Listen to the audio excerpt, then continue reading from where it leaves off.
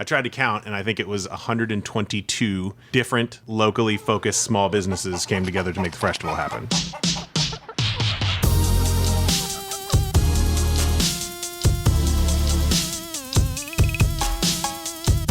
Welcome to HenHouse Unruffled, an audio companion to the beers of HenHouse Brewing Company. Each episode, we'll take a deeper dive into each beer's concept, recipe, can art, sensory, and more with your hen host, Fridge. What up? What's up, Unruffled listeners? It's Fridge, your host for the HenHouse Unruffled podcast. And today, Bob, Sayre, and I are going to sit back and talk all about the freshness that was the Freshtival 2022. Without further ado, let's get it going. The Freshtival happened. Yeah, That was something special. certainly was. It was sorely missed between 2019 and 2022.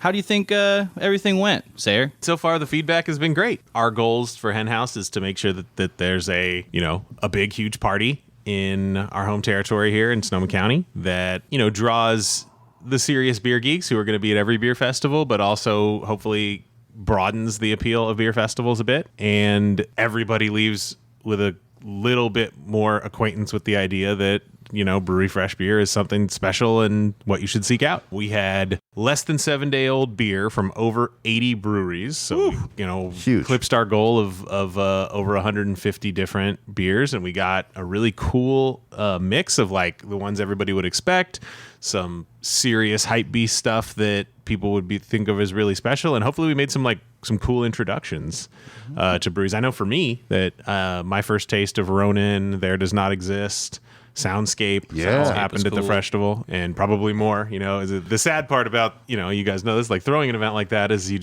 You're working. it feels like it lasts for like 15 minutes, and you're like, oh Yeah. shit, I had one brewer this week pull my girlfriend aside at some event they were both doing, and was like, I was never going to do a fucking beer festival again. I told myself if the Freshtival sucked, I was never doing another one. And it was so much fun and it was awesome. And everyone was so engaged, it restored my faith. And so now the poor guy's got to go to a bunch more beer festivals. But That is the best thing to hear, though. That's amazing. It was Yeah. really cool to hear because we've all been there too with 3 or 4 in a row where it's just It can be a bit of a slog. what's the strongest Sure. beer you have? And, Yeah. all that stuff. And so that was really cool to hear. I thought the bands were Bands sounded great. yeah, we should have known from our interview of how passionate those folks were. But there was a video that went on all the social media of one of the singers from Artelia Green and the Bandanas that even through the 45 feet away cell phone mic was just stirring.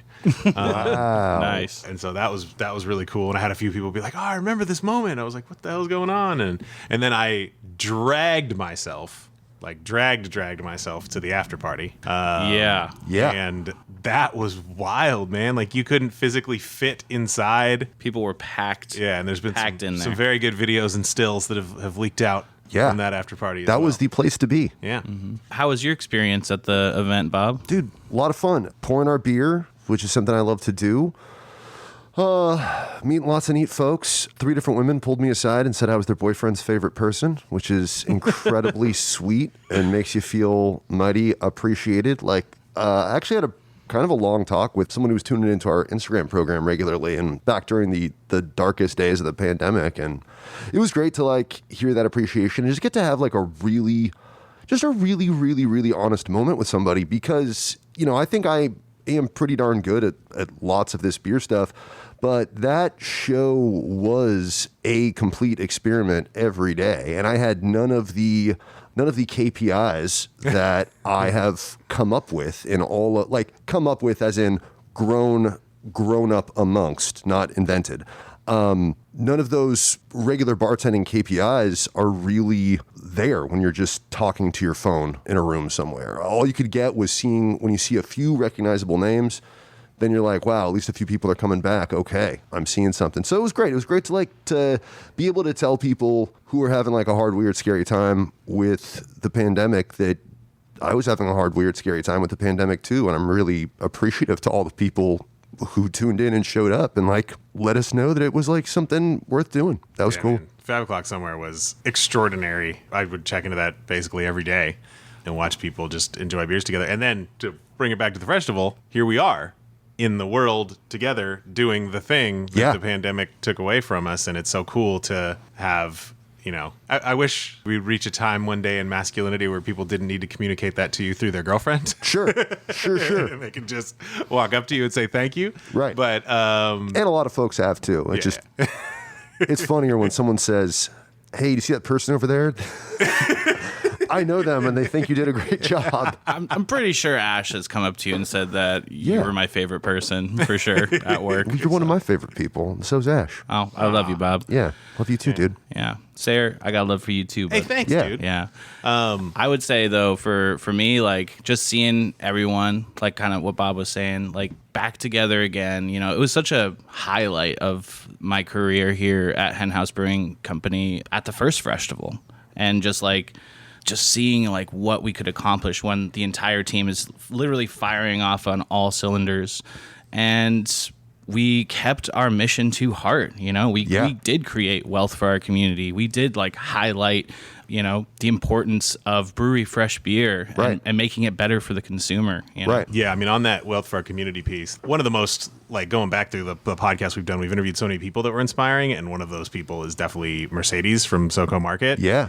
The fucking sign they have that says "Respect Small Beginnings." Yeah. The Freshtival was just so cool, and so like, you know, like even thinking about how much this company's changed since 2019. But, you know, we just had our 10th anniversary, right? And you want to talk about a small beginning? 10 years ago was a, you know, 2-barrel batches kind of situation. Yeah. Right? And Converted so, like, A&W root beer syrup container kind of situation. Exactly. And so to have that become what HenHouse is now, they can throw this large event that I tried to count, and I think it was 122 different locally focused small businesses came together to make the Freshtival happen, between, you know, It's amazing. who we hired for security, who we bought the ice from, and then all the breweries, all the purveyors, everything like that, the bands, right? It might even be more than 122, but like, you know, none of those companies are registered in Delaware as a tax haven, right? Like these are companies that just by their very nature keep wealth in the community, right? Absolutely. So that part was super cool. And then the fact, like, and you just mentioned Ash, you can attest to this, it seemed like people were patronizing the folks in the SoCo Market and the Art of Freshness Gallery. Absolutely. Ash had probably one of her best ever vending experiences. Actually, literally, she said, like, this is the best vending experience I ever had. Because Mercedes like immediately like checked in on them, made sure they were all good. They were seated inside with air conditioning. They were able to get food, water, whatever they needed. They felt really supported. And then they also felt really supported by all of the attendees coming and paying their hard-earned money for some local art. It was something special for sure. And I'm incredibly proud of Ash, and I'm incredibly proud of everyone for working so hard through a long day and just having a lot of fun while doing it. You know? The Freshtival was fresh AF. Yeah. Do you guys think, probably mostly we got lucky that there wasn't any like stupid drunken stuff at the end, 'cause it's a long beer festival? Nary a arrest that I saw. That's for sure. I did not see any arrests either. Yeah. I did see the one glass drop and everybody yell. But I mean, that's classic, and right? like Gotta have at it. GABF, that happens every 3 minutes. Right. I hope, and I would like to believe that part of the reason that it didn't feel that sloppy by the end was that there was other stuff for people to do.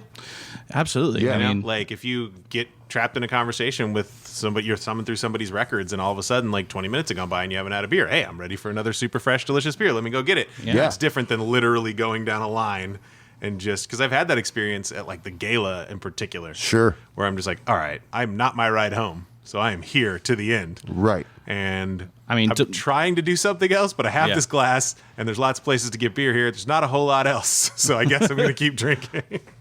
like, rest assured, there were certainly like beer enthusiasts there that were really excited and focused on the incredible, unique beers and the fresh beer experience that they've never been able to have before. And some, you know, I feel like when you're at somewhere like the gala, you really have those like super enthusiasts that are there, and they're like, I need to go and get this beer. Like, I'm focused on that right now. But we were able to break that focus with all of the amazing things that were going on at the event. I mean, the incredible music, the incredible food, the incredible vendors, and, you know, dare I say, I think we were pretty entertaining as well when we were pouring up some HenHouse Absolutely. for the very fresh folks that were coming through. Well, and each of the two of you guys got to host a live podcast. That's right. Yeah. That's what else we were doing. Yeah. I missed both of them because if you guys were podcasting, I was on our booth. Right. Yeah, so Fridge, tell me a little bit about who you talked to and what you talked about.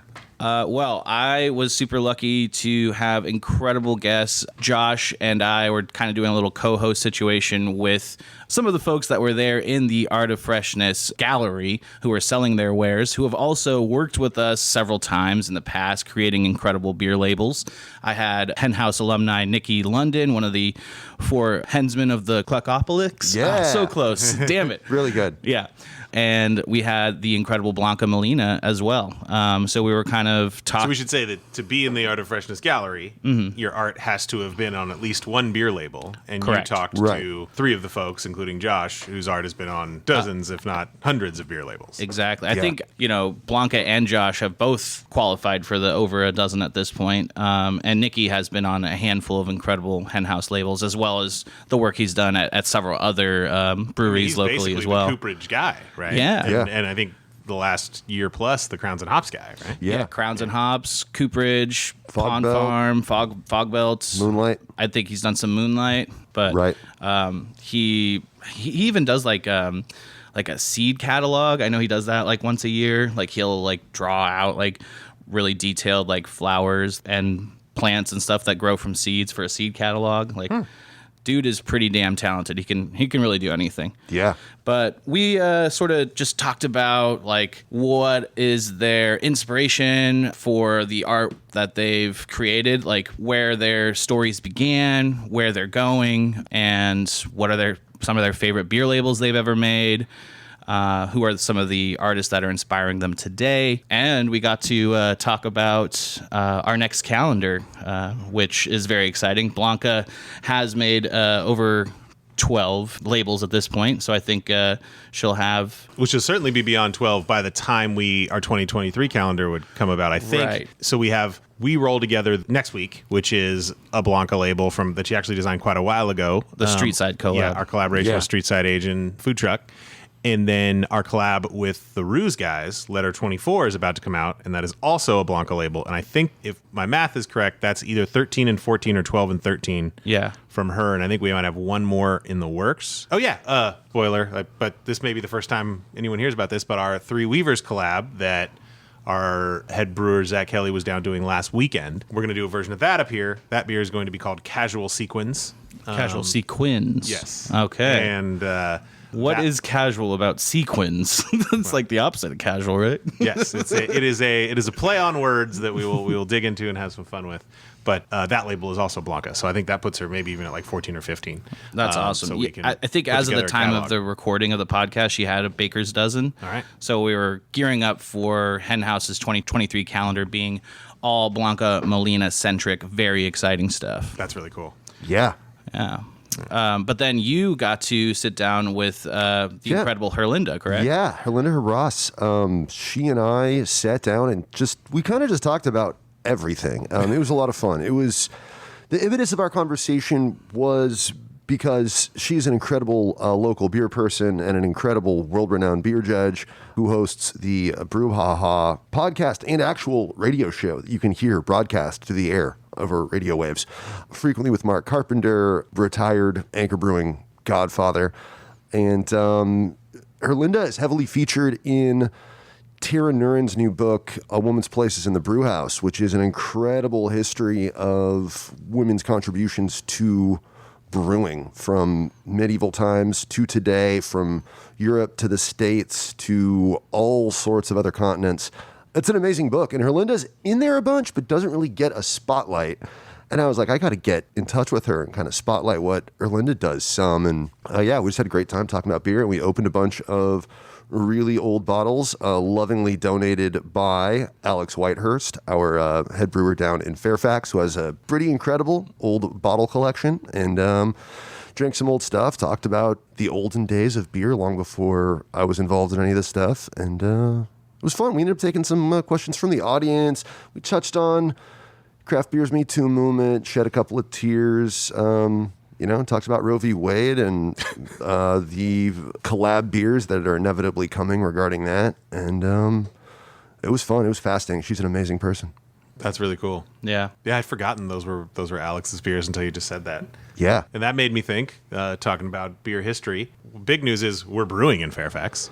There's liquid going into fermenters and becoming beer. And we had Michael Altman, who was a brewer and owner at Iron Springs for 17 years, back into his old brew house for one of the first brews.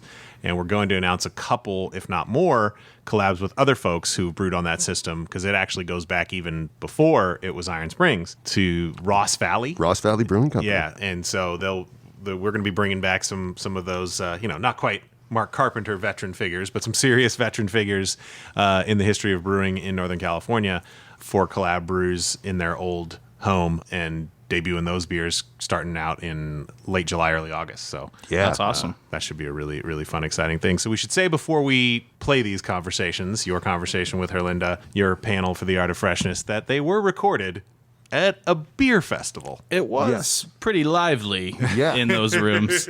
So the audio quality may be a little different from what you're used to or what you're hearing right now, but that's okay. Yeah. We were doing it IRL Yeah. and having a great time. So we hope you Absolutely. enjoy all that magic. It was great. And, we can't be remiss if we didn't throw out a huge hug to Mark Legree and Fat Dog Productions for producing that festival and all the volunteers who came out to help pour beer for brewers that couldn't be there. I'm incredibly proud of Mark and his entire team. Yeah. Him and Deanna really organized that festival incredibly well and just, executed and checked every box, and it was flawless. Dare I say it? And Yeah. shouts with that to Joanne and her whole team at the Brewers Guild, who also did quite a bit of work there. And then our sponsors, because money matters. So shout out Visit Santa Rosa. Yeah, personally, Kim Link matters from Yes. Visit Santa Rosa. Yeah, she does so much for the beer industry. Yes. She's incredible. Friday night, she was there with me until 9 p.m. setting up tents. Yeah. So Kim Link does more than That's just far that beyond. kind of stuff. That's not what most sponsors do, guys. Yeah. But we got Oliver's Market, threw some cash to get those Freshness Times that everybody got to take home printed. Right. We love them for lots of reasons, but Yeah. their sponsorship there is one of them. And Jockey Boxes and more. Absolutely. Yeah. Go J-Bam. That's a story that Colin, our founder, will tell all the time when he was at his wit's end for beer festivals. Early HenHouse got invited for the Base Camp Festival or whatever. Sayre was Camp calling across it. America. Yeah. Yeah. And he's, I was at that. Okay, you're going through your normal pre-festival stresses, making sure everything's working, and someone from Micromatic just walks by and says, "Hey, just wanted to say hi. I'm da-da-da from Micromatic. Our tent's right over there. Let us know if you need anything or you're having any issues." And he was like, "Oh, this festival is organized by someone who's actually done this before. That's awesome." Yeah. And for us to be able to do that with a company that is based here in Sonoma County, young, respect small beginnings, just getting off the ground, doing great stuff. And I will say, our jockey box began to leak. And Casey Yeah. from Jockey Box and More sprang into action and fixed it. Fabulous. Right there at the fest, fixed the issue. It leaked, granted, but the whole thing was like a test because this is the first time that he'd ever done that before. It was a single tap Yeti brand. bucket. It was a Yeti bucket. Yeah. So it was a Yeti bucket with coils in it. Yeah. Full of ice, and it was an experimental jockey. Yeah. That did leak in the middle of the fest, but hey, he got it up and running again. Yeah. And as far as I know, it ran smoothly after that. And it was worth a shot. I mean, that thing was amazing. It is far and away the smallest jockey box I've ever heard of existing, and more or less got the job done. During my couple of hours using it. That's probably not the ideal device for like a brewery at a big beer festival, but like wedding, Yeah. camping trip, like just a little sixtel with that thing. Yeah. Absolutely. And for our ambitious asses doing six flavors Or at for once. idiots like us trying to Yeah. It was 7, right? Because we had 3. yeah, It was seven. seven. It was- We it was needed that for the seven. We needed that for the 7th tap. Yeah. And We like odd numbers. And so, yeah, all of Casey and Jockey Boxes and More's regular equipment worked great. I've been using that stuff all summer to support HenHouse's events program. All was incredible. And because, he was right there all day as one of the sponsors, and we are all pro brewers who are able to troubleshoot jockey equipment. It was like a great stress test for an exciting new prototype that he developed. Casey's not out there slapping around ill-functioning equipment. His equipment works super good, but we were like, yeah, let's try that. He's like, we need a 7th tap, and he's like, I've got something. And and it was fit on our table because we had 2-3 tap jockeys on our table already. I was like, I don't know if we can fit another thing. Yeah. Oh, it's that small? Let's do it. it's dope to be this kind of brewery. Like, just like we get access to like great experimental yeast, we also get access to like cool experimental, dispense equipment. And like that odd little duck wasn't perfect, but got the job done. We tried out Berry Jammer yeast that, maybe isn't something we're probably going to repeat, but it's neat to have these opportunities. On a Baltic Porter with Berry Jammer. Yeah. That's my dream. That'll come out of Fairfax. I believe it. I mean, it'll probably get dumped down the drain, but I want to try it. Or dump down your gullet. Yeah. Because it's delicious. I really dislike that yeast. There are a couple of diehard fans in the company. I think we've talked about that before. Yeah. But regardless, we hope you enjoy the podcasts that you're about to hear, because we certainly enjoyed recording them. Yeah. Enjoyed being surrounded by all of those people. If the sound quality was perfect, that would probably be a pretty bad fest. 100%. Yeah. Gotta have some crowd noise.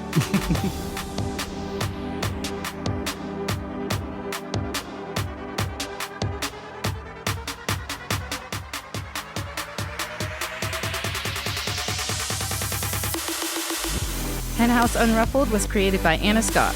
We record at HenHouse Brewing Company's Palace of Barrels in Petaluma, California. Our producer is Brian Henderson, and our associate producers are Josh Staples and Fridge. The music you've been listening to was written and performed by our San Francisco account rep McLean from his album Speechless and Speechless 2, which you can find on Apple Music, Spotify, Tidal, and anywhere one finds dope music. If you have a question or comment about this or any episode of HenHouse Unruffled, please let us know by calling 707-347-9425 to leave a message. You can also send an email to podcasts@henhousebrewing.com. For more information, visit www.henhousebrewing.com or stop by one of our Bay Area tasting rooms. The voice you've been listening to is Imani Russell Black. Please listen and drink responsibly.